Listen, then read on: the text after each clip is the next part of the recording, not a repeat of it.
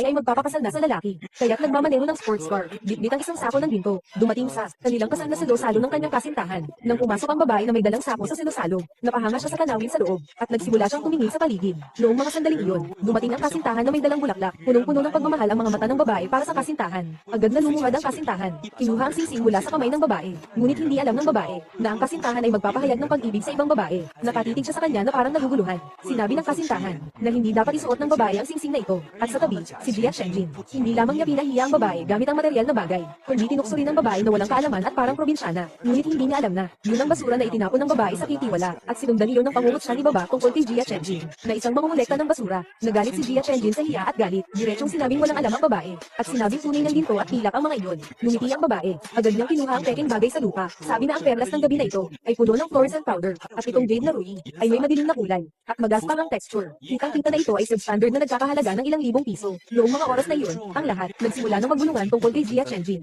Habang si Jia Chenjin ay nakakaramdam ng kahihiyan, gusto niyang sabihin hindi totoo ang lahat na inagaw ang regalo ng babae. Ngumiti ng mapanlait, tumingin si Jia Chenjin sa kitiwala. Nagsimula ng mag-imbento ang kitiwala na inagrabyado ang babae. Ang mga tao sa paligid nagsimula na rin pabor kay Jia Chenjin. Binabatikos ang babae na walang pinipiling paraan. Nang makita ni Jia Chenjin ang sitwasyon, diretsong nagsabi na ang kasintahan ng babae ay kasama niya. Kaya nagdulot ito ng inggit sa babae. Kaya nga ginawa mo ang sarili mong paraan. Buong pagkatao mo ay isang ganap na peking produkto.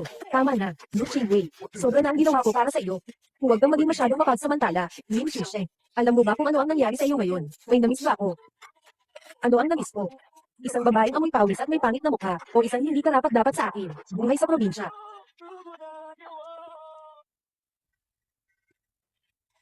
Ito ang handog ko para sa sarili ko, na handog na kasal. Dati, para sa iyo ito.